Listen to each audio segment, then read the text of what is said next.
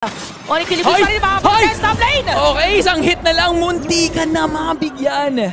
Etong si Aaron Shiki, space created talaga dito para sa Onyx. At ngayon, nakuha pa nila yung unang turtle. Oh, parang maganda ngayon nagiging simula para sa Onyx. At makikita natin na talagang dumediretso pa sila dun sa mga ibang objective. Papasok. Pumasok na nga, pero nakapag-purify lang etong si Sans. Pumasok na rin si Severo. Ang ganda ng pag-counter doon ni Widdy, pero teka lang, ang unang tumumba ay si Sans. Okay, so ngayon nasa likod ng galing yung Spear of Destruction, AOG, na-play si Kyrie. Oh, pero si Kiboy mag-isa lamang doon. Okay. Nabigyan din naman itong si Aaron Shiki. Okay. So, hindi matapatan ni Aaron Shiki. Okay, ginamit na natin dito Electrifying Beats onto Widdy. At naipit dito si Aran. Pinasok na natin ni Kyrie. Kumombo na rin itong si Ryota. At first 3 games, parang ang bilis ng pacing bigla ngayon. Ang dami kaagad objectives na nakukuha. At si Ryota na naman tumama yung combination. Yes, kaya ginamit yung Removal Manipulation. Ito na ata yung clapback. Coming in from TLID. Kiboy tumalon pero walang tatamaan. Nakapag-revitalize. At ngayon si Fabian ang gusto nilang puruhan pero napitas. Etong si Kiboy. That's one member down for Onyx. Akala the side of Team Liquid the ID. Lamang sila sa kills pero lamang sa gold ang Onyx. Okay, ito si Aran nag-zone out. Tumama yung SOT at nabigyan bigla. Etong si Severo.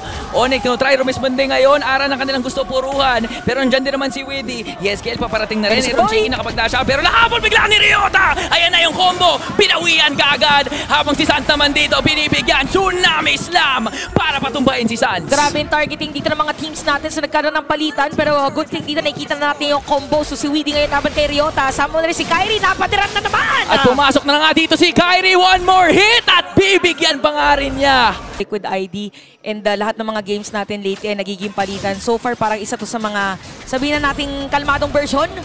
O diba, kalmado lang sila pero sasalubungin na ng mga players dito ng Team Liquid ID. Oh, ang ganda ng combo pero si Severo yung unang nabigyan. Aaron Shiki nakapag-free-hit nga dito. Fabian ginagamit na lahat. Kiboy na palayo na rin mo na AOG. Nagre-retreat ngayon ng Onyx. That's a major kill dahil may objective. Push, no? Okay, naka-ready pa rin sila. Ayun na, papasok ni Lord Manipulation. Kinasa na nga pati SOD tumama. Sino makakuha ng Lord at mapupunta yan kay Ryota? At lamang ngayon Team Liquid ID. Sasalubungin pa nila yung nakuhang Lord dito. Fabian! Napakasakit na ni Fabian. Grabe si Neon! At binigyan bigla ni Aran. The Fabian-Aran combination. Pasok sila. Ire-reset ba yung Lord dito? Kiboy without unbreakable. Ryota doon sa bandang likod. Pero si Widdy nakapag-ulti kaya naman wala effect. Yung pwede sanang gawing panlilikod dito ng Onyx.